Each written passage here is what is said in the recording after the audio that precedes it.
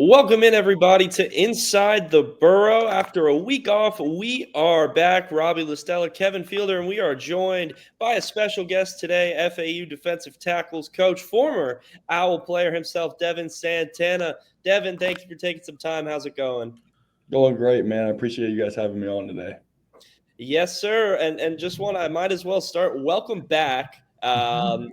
Back here, you were in Miami, a little close, but how's it on a personal level getting to help out at your alma mater and being or not alma mater, but school you played at, and you know you did it at Alabama State too. So what's it like getting to come back to somewhere you're comfortable with? It's fantastic. You know, for me, FAU always had a real soft spot in my heart. I would say my best friends were here. You know, I started off my career here, so two of my best friends and some of the most influential coaches I had. Coach Rock was the DC. He's the guy that recruited me to FAU, then gave me a job when I went to Auburn. All right, so like the opportunity to get back to FAU, to be back here, to see all my friends on a day-to-day basis. They come up, the alumni. It's awesome. I see Hayden Nagel probably every day. We played not only college football, but high school football together. So we went to the same high school, which was awesome, and played together. But no, it's been a whirlwind, and it's been awesome. Devin, I have to ask, who was a better football player between you and Hayden? The most important question of this podcast, and I will hold it against him. I really will. But man, Hayden was a good player. Man, Hayden did a really good job. He was awesome. Loved him. We had a lot of good football players though, which was awesome. But no, Hayden was a good player. I know that you mentioned Coach Rock, and he was the first one to give you, or one of the first people to give you a job in coaching and sort of mentor you. What have you learned from him that makes you equipped to take, I guess, this on-field coaching job at the FBS level? Being a consistent person. The biggest thing with Coach Rock, man, huge relationship person, but very consistent. You know exactly who you're going to get every single day. And when you can do that, and you can do that in a room full of men that are trying to level themselves up, I would say like you'll be able to help them. And that was the biggest thing I took from him, just being very consistent, being a consistent human being, being the same guy for those kids in the room every day. So you've been back here now a couple of weeks, probably close to a couple months now. What's been the day-to-day for you so far? Has there been any adjustment in the personal side of things, whether it's moving, or were you a part of that frat house? What's the day-to-day been like for you so far? Oh, man. So I just moved last weekend, moved over kind of to Deerfield Beach, but I was driving in about an hour and a half every day from Coral Gables. So there and back, so an hour and a half there and back. So that was I was up about 4 a.m. because I would get here, work out early every day. So get here and then kind of start my day off from that. But those were long days for sure, I would say, especially when we were recruiting in December. Those were some really long days. So what's it been like being on the recruiting trail? You mentioned that, just coming in, looking at the staff a little bit, it's really you and Perk. I'm probably missing somebody they add, or DJ as well with Florida ties. So has it kind of been you three going, spearheading the Florida attack a little bit? Yeah, no doubt. It's been great. I mean, I've been on the cycle for 3 years now. So I've recruited on the road these last 3 years before when I was at Martin. So this would have been I'm going into my third cycle now. So being able to see a lot of familiar faces, them knowing that I'm home back in the state of Florida is awesome. So it was good for sure. Devin, what's the one thing that you've learned from that first recruiting cycle to now that's changed the way that I think maybe you approach it, or maybe the way that you look at prospects or analyze prospects? What's one thing from those days at UT Martin that have helped you now, or you've learned to sort of switch up how you do it now? I would say when I was at UT Martin, especially through my first cycle, I was really trying to get my face out there, and I was trying to hit as many schools as possible, right? Which you always want to. And it is very important. But I think the most important thing is being able to get live evals on guys and get into as many, not as many schools, but as many practices as possible, so that you can see as many kids so you can really put eyes on people. And obviously, you mentioned the time on the trail with Miami, and I know Mhm. that Miami staff has quite a few guys who are known as top recruiters Yeah. in the nation. How much did you learn from them in terms of being able to evaluate guys and what to look for when you're looking at guys, or what stands out in terms of a position group? I would say when it came to looking at guys, I would say in a position group, learned a lot from a guy that was there. He was a D-line coach formerly at Miami. His name was Todd Stroud, and we talked a lot about kind of just bodying guys, he would say. So putting like what kind of build are different guys and stuff like that. And he did a really good job teaching me that, I would say. And then the biggest takeaway that I had probably was from Coach Cristobal. And people talk about how much of a relentless recruiter he is. And it really is the truth. He picks up the slack wherever needed. Learned a lot of just, I want to call them techniques, but a lot of different ways to recruit and how to actually do it and be successful at it. I think I tell guys all the time, there's a difference between being annoying and relevant, and he knows how to be relevant and not teeter the line of being annoying. People just don't want to respond anymore. Speaking of things you potentially picked up in your time at Miami, it kind of feels like Mario did what Coach Kitley's coming in here to try to do and flip that culture around a little bit. Is there anything you kind of picked up from him on how they kind of reestablish that Miami culture in your time there? I mean, for us, Coach Cristobal talks about three things: coaching guys hard and technique and fundamentals. Right.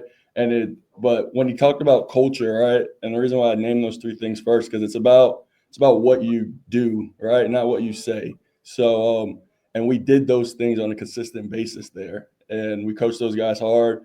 We played with technique and we played with fundamentals, and that was the three. Those are the three things that he harped on, and having that consistent message, I think, was the biggest thing, and we really followed through with that. So. It sounds like you really enjoyed the recruiting off the field side of things as well. But what is Devin Santana like on the field as a coach? What's your kind of approach with it, coaching the interior lineman with FAU? I mean, for me, I kind of stand on demanding, never demeaning. Right, I demand a lot of my players. Right, work to be very consistent. Like I said before, with them, they know they're going to get the same person every day, but I'm going to demand a lot out of them. I'm going to challenge them every single day so that we can get the most out of them. I tell my guys there's three things that for me that you have to be able to do, all right, or not, I would say possess. It's attitude, toughness, relentless, right? So attitude is preparation equals confidence. So if you're able to prepare every single day, you're going to go out there and play confidently, right? And then having toughness is mental and physical toughness, right? How do you define that, right? It's mental toughness is, are you the same player on play one that you are on play six? Because play six, your legs get real heavy, right? So, and then physical toughness, right? Are you the guy that's going to turn down the double team and get rolled out? And then lastly, just relentless, right? Relentless effort to the football every single play. And I define that in just like 6 seconds of hell. Give me 6 seconds of hell every single time, man. And between those three things, if you can do those three things, I can teach you whatever we need to get done. Devin, the really unique thing is that you were playing college football as recently as 2018. And so you are a position coach who has experience in terms of playing high-level college football recently. Yeah. How much does that help you in terms of coaching some of these guys? Is it really a thing of like, I know what you're going through because I was there 6 years ago? Yeah, I would say that for sure. But for me, even when I install things, from installing plays to drills, I always try to put myself in their shoes. I don't just say, "Oh, we're going to walk out there and we're going to do something." All right. So I'll install it to myself. I'll teach it to myself. I'll put myself through the drill if I have to. Right. Just so I can feel it. And then I can tell them, right, what they're going to feel and how they're going to be able to react to it. So, and I think that's important. I know one thing is that you've been around a lot of NFL defensive linemen, and whether you haven't coached them directly, but you've been around them, you've seen their habits. How much do I guess coaching those guys and being around those guys who were able to make it to the NFL, because I know that's like ultimately the goal for a lot of these guys. Yeah. What did you learn from those guys that you can now take to, I guess, the coaching side of things, or learning or helping teach other guys what it takes to make it to that level? I give you an example of a guy that I coached at App State. His name was Nick Hampton. Plays for the LA Rams now. he had the best practice habits that I've ever seen. He gave us 6 seconds of hell every single play, and it showed up. He was an undersized. He was 6'3", but he was probably like 225. But when he practiced, man, it was crazy, and it was every single play. And I try to use examples like that with those guys. Try to use the examples of just the different a couple of the other guys I've been with the Kobe Woodens, the Marcus Harris, all the guys that we had at Auburn, and just showing them the different habits that they built through practice, I would say, is the biggest thing, and how it translated to the game. And another part of your career as a now player coach that interests me is, especially in today's world, is that you transferred too, and this defensive line room has some transfers in it. And so what's your message to those guys, or how do you try to help them at all make that adjustment from a new place, new playing time, new scheme, all of that? The biggest thing, I tell them to ask questions, all right? And then understand that they're here for a reason, and they were brought here for a reason, all right? So between them asking questions and them understanding that I brought them here and I believe in them, all right, I think that gives them the confidence, and I'm able to instill confidence into them and get them to where they want to be. When you were recruiting some of these guys to come here, how much did it help that FAU has had a pretty significant amount of D linemen and defensive guys overall in the NFL? I mean, Trey Hendrickson right now is probably the face of that, but there's been others as well. No doubt. I would say it played a big part, for sure, to be able to see the lineage here before, and understand that you're not just walking into a place that has nothing, right? There's been a lot of guys that come out of here, and that gives our room a standard, all right? So if you can't reach that standard, we got to find guys that can. Devin, on that topic, to see a guy like Evan Anderson, I know you never played with him or coached him, but to see him make the NFL as an undrafted guy and actually get playing time as an undrafted rookie, does that help you a little bit more knowing that was only a few years ago, and that you're able to sort of go like, hey, it may have not just been Trey Hendrickson back in the day, but it's also guys like Evan Anderson now who are able to make an impact in the NFL? Yeah, I would say so. And I tell all these guys, I mean, you can make it from just anywhere, all right? And they're going to come find you. But I would say, no, definitely being able to see Evan and use him as an example for them, I think is awesome. And then obviously I know that at Auburn and in a lot of these places, right, where you're an analyst, you have to do a little bit of everything. Yeah. And there is not a job that is too small for an analyst in college football. What is one job that you had to do as an analyst that is probably not what you signed up for, but also something that you've probably learned a little bit from throughout the time that you had to do it? Oh, well, I would say, I guess at Auburn, we had to draw we draw the run cards. I always draw the run cards, but we would have to go through the entire 4-game cut-up, whether if it was 200 runs or not. The DC wanted every single run drawn to our base front, so it would be over like 400 runs between our even and our odd front. And I would say through that helped me just understand blocking schemes, and you kind of just the first week. I was like, oh my God, why am I doing this? And then I actually enjoyed it because you kind of started seeing a lot of problems before they were problems, and you were able to get them answered. So it sounds like you kind of enjoyed that part of it, the grind a little bit, but you have those guys on this staff now. You're in a little bit more of a senior position.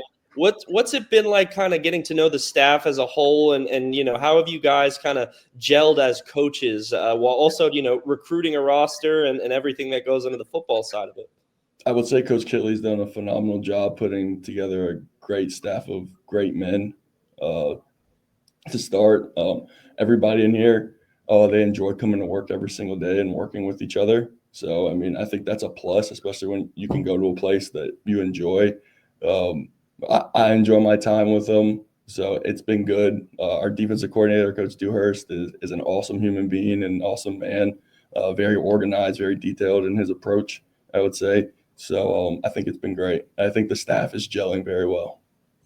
And on the football side of things, we had Coach Dewhurst on here a couple weeks ago. Didn't give us too much into the scheme of things, probably not all finalized. But from what you've seen so far, do you feel like it's going to be a player-friendly system, easy to learn and pick up on? Yeah, I would say it would be a very player-friendly system.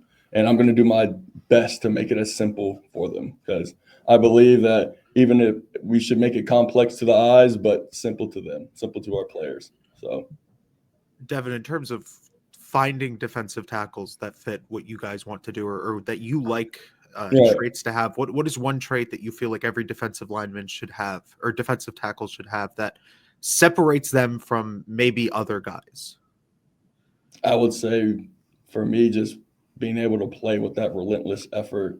Because if you can come in and you can do that, like I said before, you'll be able to we'll be able to teach you what we need. I would say from a trait standpoint, we're gonna want guys with a little bit bigger frames. That'll be able to help us here. We've won with smaller D tackles in the past year, but we're also going into a bigger conference. Well, we're in a bigger conference, so we will like some guys that have some bigger frames. So too as well. But When I would coach say that effort and that consistency to the ball would definitely be something. when Coach Kitley gave you the call and said, "Do you want to come back to Paradise?" Was that an easy yes for you, or It's a did very it easy have to yes. think a little bit about maybe having to move again? Because I know you've moved a few times in your coaching career. Yeah, I moved a couple times. I mean, no, it was when he called, I was just kind of, to be honest, I thought I had more of an in with the Brom staff, the potential of Brian Brom getting it at one point. So once I saw Kitley got it, I had no idea that I was going to get a call from him. I kind of moved on from it. And then I ended up getting it, and I was like, it's a no-brainer. You know what I'm saying? It's been awesome, and then very appreciative for him. And then on that topic, I know you've moved a few times, and it's something that I've spoken to a few coaches with, and they say it never gets easier to move potentially across the country. Does it ever get easier, or what have you learned throughout those No, moves it that never helps gets you easy. now? It never gets easier. It doesn't. It is. But I mean, this is what you signed up for. My fiance understands that too. So I have a fiance, and then I have a 10-month-old kid. So we understand that, and we understand that this is what we're doing as a family. All right, and we're happy. So, but it does not get easier. No. How much has your fiance helped with this move in particular? And I know Oh, it's this not a move big has move been. from Coral Gables to Boca, but how much has she helped in terms of these moves to sort of keep everything in check? Man, she's my rock. So I mean, I would say she damn near does everything, and it's awesome. I'm blessed to have her a part of my life, and she's been a part of my life for a long time. But she's been awesome. She's helped out a lot. So now back in Boca, I want in a new role. What would you say your personal goal is this season to try to maybe it's better yourself as a coach or just improve the team as a whole? What's a goal for you? Just to take this defensive line back to where it was before, I would say, especially the interior guys. I was blessed when I was here. I had two really good role models in Trayvon Coley and Brandon Bryant, two guys that played in the NFL, and they're two really good friends of mine. And they played in the NFL for a long time, and they kind of set the precedent here at one point of what it looks like. All right, Brandon will come around a good amount, especially now that I'm back, but kind of help show these guys what it is and get them there so that we can bring more value to this team and we can help lead this team to back to championships. So. And I'm gonna put you on the spot here, but FAU fans, they kind of need people to keep an eye on as we approach spring ball a little bit. Is there anyone you've seen in the weight room or getting to know in the locker room that you would say in the interior defensive line that FAU fans need to keep an eye out on? Yeah, I would say CJ Doggett, the transfer in from Ohio. Kid's a winner. All right, he won at Ohio. He won in high school. Played over 400 snaps for him. Started every game for him last year. I think he was an absolute steal for us. All right, and he shows up and he works his tail off every day. Yes, sir. No, sir. Wants to be the best. Asking an immenseful amount of questions so that so everything can be clear and concise for him. All right, so that he can play fast because that's what he does. I said between him and Bryce Langston's going to make a big statement too. So Devin, I have to ask about Brandon because he is a published children's book author, and that is still one of the craziest things to me. To just play like an 8-year NFL career and just be like, yeah, I think I want to write 2 books now. Have you had a chance to read those books, and will you be reading them to your kid when they're a little bit older? Yeah. So you want to be an athlete, no doubt. So I haven't read. I'm not gonna lie. I haven't read Can I Pet Your Dog? Can I Pet That Dog? But I did read So You Want to Be an Athlete. And Brandon does he whatever he puts his mind to, the guy can do. Man, he's awesome. So, but no, his books are great. He was able to actually. My mom's a principal. He was able to go read to her school too. So that was pretty cool. And he's coming out with more books, so be ready. They're not going to stop. So he does a good job, man. You meant, I gotta ask, mom is a principal, that probably instilled some discipline at a young age. Is there any kind of crazy mom's principal stories you got for us? Mom was a teacher. She became a principal the last couple of years. Well, but I would just say between discipline, but my mom was a big role model for me. You know what I'm saying? I would say she really she was like, I'm going to be a principal, right? Like, that's what I'm going to do. And like, she really sought out to do it. And like, to see her kind of go through that and like do what she said she was going to do, like always made me like, if I say something, I got to do it. If we do something, we got to finish. You know what I'm saying? And that was our rule. Whatever we start, we finish. So on that note, I got to ask, so what's the long-term goal for you then? You saw your mom fulfill her dream like that. What would you say that long-term goal is for you? I would like to be a head coach. That's what I'm going to do. So, no, I've seen, like I said, I saw my mom kind of just see it through, right? Like she said, like that's what she's going to do. And like, that was my role model in that. So like seeing that on a day-to-day basis, coming home, she raised 3 kids by herself.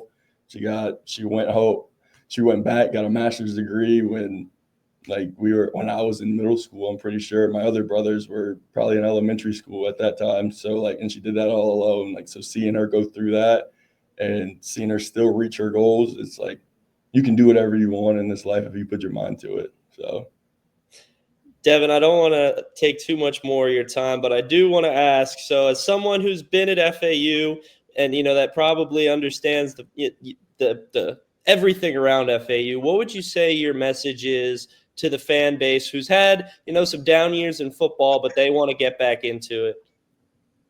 I would say winning's coming back to paradise. For simple as that. Devin, thank you.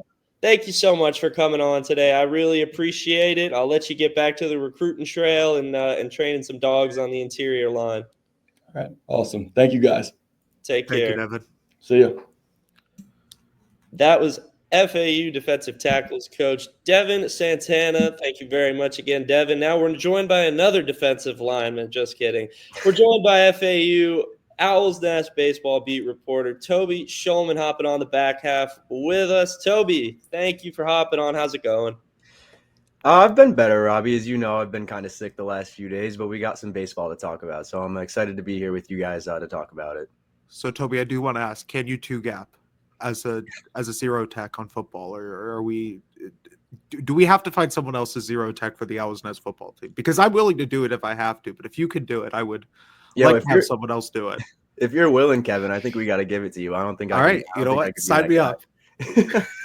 We're gonna field a team one day over here on Owls Nest. But you know what, Toby? We're talking teams. The baseball teams fielded up a new squad this year a little bit. Still a bunch of returning pieces, but also some new additions as well. What's the kind of outlook heading into the season? What should everyone be thinking?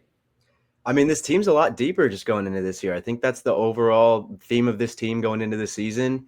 The pitching staff has not really sustained, as far as I know, any major injuries like they saw last year. It's a lot deeper of a staff. The lineup as a whole has a lot of really good bats and a lot of guys that can maybe make some noise in the MLB draft. So I'm excited to see what they can do. I feel like just, overall it's a very well-rounded team, and I think they can really turn some heads this season. I feel like last year pitching was a little bit up and down, but we've got a new arm, a local arm in James Littman. Is that kind of the dark horse to this pitching staff right now, but I don't know if dark horse is the right word because we've heard a lot talked about him. Yeah, I agree with you there. I don't know if dark horse is the right word. I think maybe a guy like Tyler Murphy's maybe a bit of a dark horse just because he's kind of flying under the radar between Trey Beard and James Littman, like you already mentioned. Really excited for Littman, though, as a local kid out of West Boca. Obviously, it's a great story. He's been raving about Coach T and the entire pitching coach and staff as a whole. He really loves Coach Mack, and it seems like he just has made a home for himself here at FAU. So I think he's going to really succeed out of the Sunday starter role. Toby, on the topic of the pitching staff, I know it's a pretty young one in terms of just general age, and they don't have many senior arms. Are they concerned at all about the fact that they may be rolling in with a few freshmen and sophomores who don't have as many innings and will need to probably learn that by fire? You could make that argument for sure. I mean, it's always a bit of a question mark when you go into a season with a bit of an inexperienced team, but I feel like a lot of these sophomores are actually really good. I mean, guys like Ryan Buckler, who just came from Virginia Tech, while he didn't pitch many innings last year, he's for sure a solid guy. He was in Cape Cod this past summer. So, I mean, these guys that, maybe don't have the most innings under their belt are still really solid pitchers. They have solid velocities, even from the right side. While a lot of these guys, like you said, Kevin, are very young, I feel like they'll hold their own pretty well. And last year, I mean, Trey Beard was probably by far our best pitcher as a freshman. So I feel like the young arms FAU succeeds a lot with, and I honestly like that they have a very young staff right now. There's a guy in the starting lineup. Shout out the SFCBL, Carter Brady. That's my guy. I think I don't know what you think, Toby. I called a lot of home runs for him over the summer. Is he a guy in this lineup that could potentially be that power source, or is there other guys that I'm just not aware of that are better than him at home run in the home run department at least? I mean, me and you both know Carter hits the crap out of the baseball. That's not a secret to anybody. He's definitely up there for, I would say, probably the highest average exit velocity on the team. But, I mean, John Schroeder hit 10 bombs last year. Emilio Gonzalez flashed a bit of power there as well as a true freshman. So there are a bunch of guys who can hit for power, but Carter's definitely up there for one of the hardest hitters on the team. And then in terms of the conference overall, is it really like ECU's up there at the top, and then outside of that, it's kind of wide open? I haven't followed it too much, but there's no one that I've heard that's just like overly dominating outside of ECU. Where in CUSA it was Dallas Baptist, I think it was, or whatever, every year that was always at the top. Yep. Yeah, ECU is just kind of in a league of their own, just as a baseball culture goes for their program. Coach Mack said it in media day. This is a team that just pulls tens of thousands of fans every single week. So maybe skill-wise this year, they're not really in a league of their own compared to maybe like UTSA or a Tulane. I'd say those are the next two teams up. But other than that, I mean, I feel like it's a pretty open conference. FAU can definitely improve this year. Wichita State was pretty solid as well. So it's a solid conference, Robbie. Toby, on that topic, what would you consider a successful season for FAU baseball this year in conference, knowing that it's improved across the board? I would say a success would be finishing top 5 in the AAC and making another run into the AAC tournament with the potential at maybe making a regional. I mean, at large is always going to be, very up in the air for a mid-major baseball program. But if FAU can put together the wins, they can make it happen. They won a couple games in the conference tourney last year. So I feel like if they can do that, I'd honestly think that this season was a success coming away from it without, even making a regional, a super regional. I think they can finish top 5 in the standings and be just fine with how they did.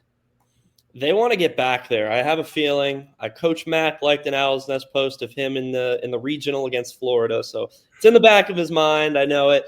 But looking in the closer future, what are we watching for in this opening series versus Delaware? What's the pressing issue that we want to keep an eye on right away?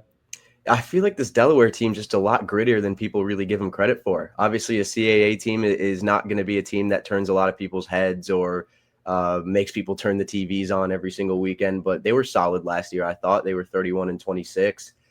Their only notable wins really being a team like Penn and Northeastern, who are solid mid-majors.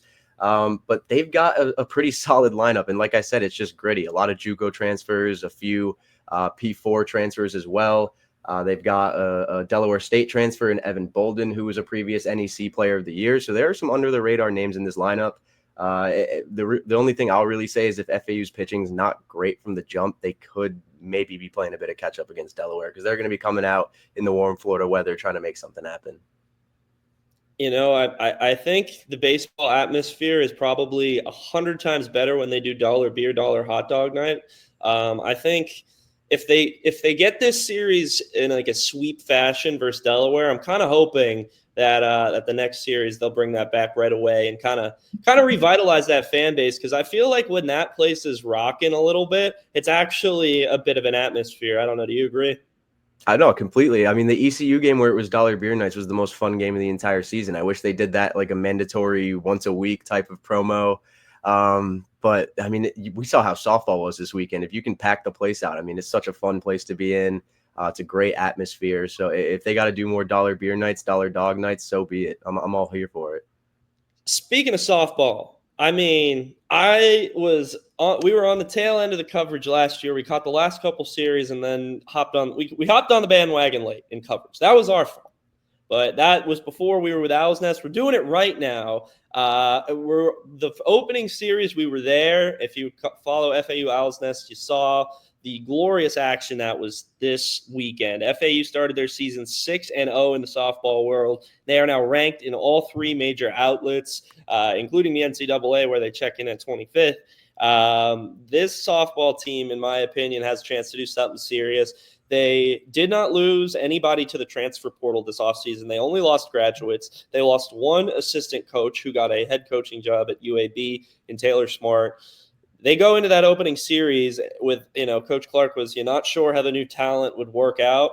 Across the board, the new talent was, in my, opening series wise, they were better than the old talent. But the old talent wasn't bad. Don't get me wrong. Kylie Chanel hit a home run. Jaden Martinez struck out 10. Gabby Sacco and Ainsley Lambert were good on the bump as well. Kylie Hammond's starting now for the first time, and she had a couple big plays as well. It was just everybody was contributing. And for me, for softball, my biggest takeaway is that in softball, you always need a pitcher. You need somebody who you can throw out there once you get to the tournament every day. You play one game a day, and that pitcher is pitching. Autumn Courtney is, in my opinion, one of the most dominating pitchers I've seen in softball. I will admit I have not watched, a ton of softball, but she struck out 13 against Georgia State. She struck out 10 against Kansas. That's pretty ridiculous. And then she came out of the bullpen, allowed only 1 hit again against Georgia State in the final game, pitched 4 innings and got the win. So they have a pitcher, and they also have hitters as well. Chloe Yates, who hit 11 home runs last year at New Mexico through a couple of games. She hasn't hit a home run yet, but she's batting well over 500. So we've got and Kylie Shelton, who won Colgate. What conference are they in? She was at Colgate, and they won Patriot League. Yeah, Patriot League. Thank you. She won Patriot League Freshman of the Year. She's batting over 500 and was a part of the comeback win against Ole Miss. Had a clutch hit as well. So keep an eye on softball, Toby. I know you were there. What'd you think? I know you're normally on the baseball side of things, but from what you've seen, do you think this team can do something special? Oh, 100%. I mean, it was really cool. It was really fun to watch. Like you said, I'm more of the baseball guy. I'm never really at the softball field at all. So that was my first time experiencing a game on campus, and it was a really good time. And I feel like it's better the stuff that we didn't see on the field. We saw obviously the great hitting, the great pitching performances, but with the doubleheader on, I believe that was Saturday night, Friday night, Robbie? It was Friday night. We were there until like 12:30 in the morning. Awesome. And the fact that Coach Clark was able to keep that team rallied and was able to keep them together to play not only an amazing Clemson team, but to go out again right after and play a Georgia State team and win both of those games with FAU just talking the entire time. The girls were just screaming from the dugout. They were there for each other. It was a really good sight to see, and I feel like that tells me more than anything they did on the field. They just seemed to be here for each other. I believe Ainsley Lambert talked about how, there was this big togetherness sense with this team. So, I mean, I feel like this team is just clicking right now, and that's going to be the way it is for the entire season. And I think they can do something really special. Well, they are on the way to their best start ever, 12-0 in 2016. Outside of that, they've never had a start with less than 3 losses in the first couple of games. And so this is it's a chance to be really something special. Now, I want to get them to a point where they can host a regional right here. Let's get the bleacher companies on the phone right now. We gotta get this rolling because we can just build the seats in the outfield, and then I don't know, some way somehow we can do some improvements quickly, and we can host a regional right here. I think the NCAA should, if we ever host a regional, should allow us to not host it with stands in the bleachers, because I just want to see the pickup trucks in center field with everyone like trying to stand up and watch. I think that's the coolest thing ever. That would be awesome.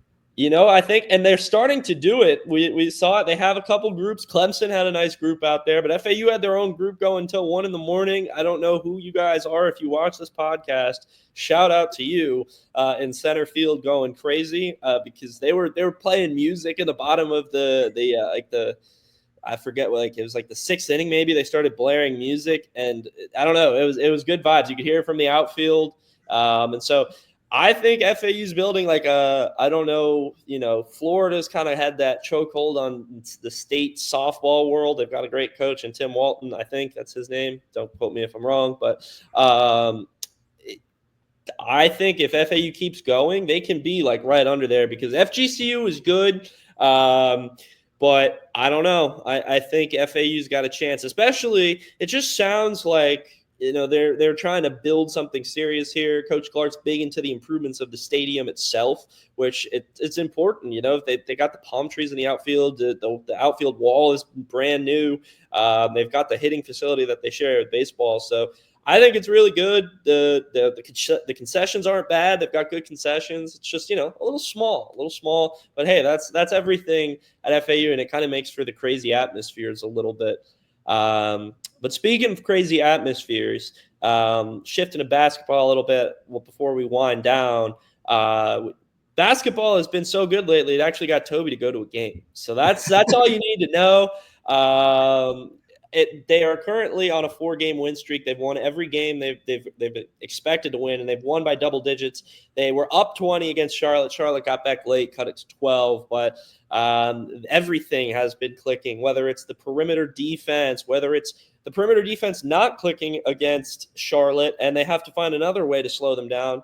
So they forced 16 turnovers against a team that was 12th coming into the game in turnover percentage. It's pretty good. And then outside of that, they're shooting 50% from the field over the last couple games, every game. And the three-point percentage has gone from streaky to now every game they're at least 35% from three, which all of that is now clicking. The biggest thing for me, the rebounds are that's like the strength of this team. And at one point it was a weakness. It seems like everything is clicking. Guys are in the right place at the right time. You can hear them communicating on the court. You can hear it on TV. They're communicating so loud. So I think this is a very pivotal game coming up against Temple Sunday, 12 p.m. ESPN2.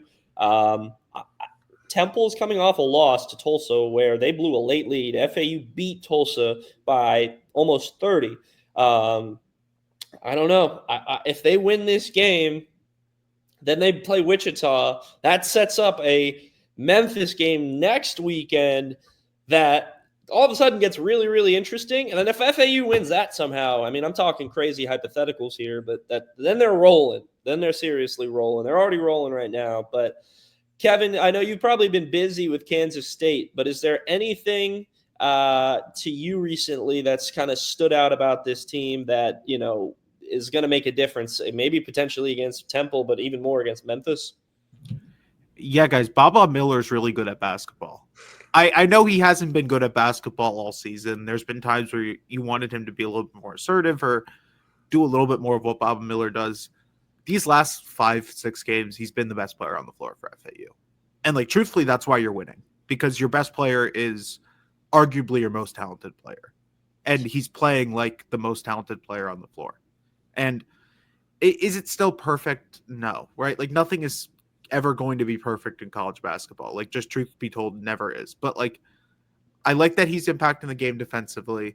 He's finding ways to make for his teammates, and he's scoring, right? When they need a bucket, he's able to go get a bucket still. And 3 weeks ago, that was not the case.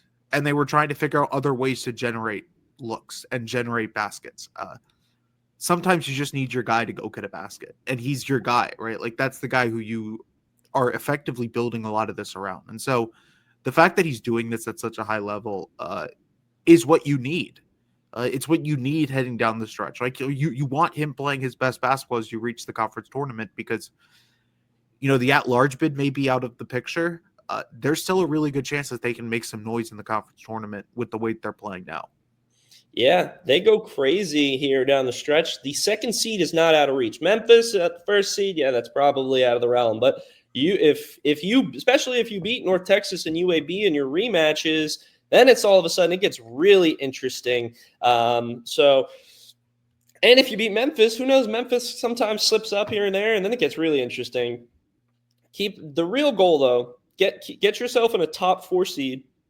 Right now, you're tied for that 4th seed with Tulane. That gets you a bye, so you're not playing at North Texas for the opening rounds. Nobody wants to do that.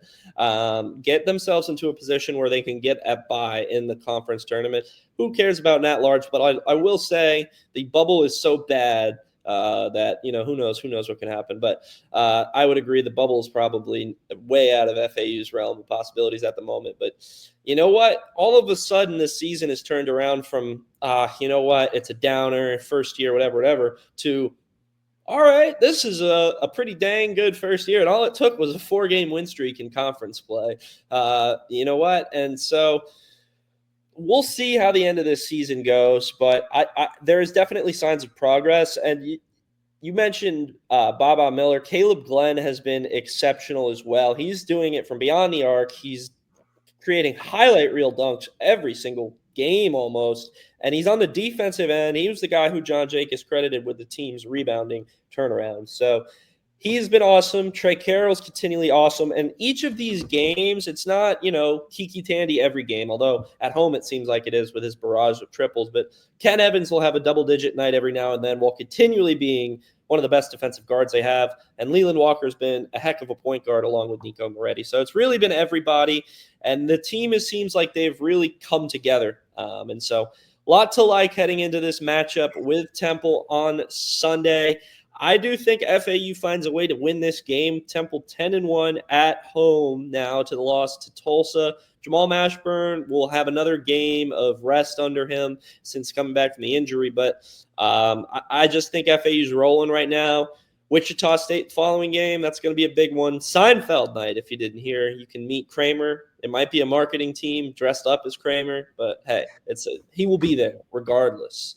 But guys, any final thoughts? FAU baseball, FAU softball, FAU football, anything before we get out of here? We're all good. If you missed anything on today's episode, make sure to hit that rewind button. This is a recorded show. Sorry, guys. I thought we were doing our live one.